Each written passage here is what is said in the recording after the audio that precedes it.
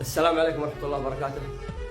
عندي هذا الرد على ضاحي خلفان بن تميم لما قال: إذا كان العرب ينتسبون إلى اليمن فأنا أتبرأ من الانتساب إلى العرب. فهذا ردي عليه.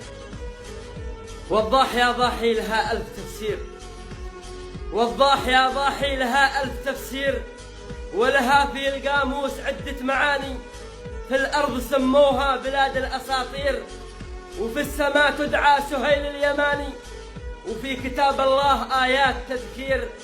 سورة سبا والنمل تحفظ مكاني. حتى النبي يا كم ذكرنا في الخير، حتى النبي يا كم ذكرنا في الخير، من بين كل الناس باسمي دعاني. فهل تظن الروث يستنكر العير إلا إذا كانت لها شأن ثاني؟ ما ينكر أسره من خلق بالمقادير إلا إذا جاء من سبب فعل زاني. العالم الله من رمى الدلو في البير، ليلة خرج من صلبه إنسان داني. العالم الله من رمى الدلو في البير، ليلة خرج من صلبه إنسان داني. وسلامتكم.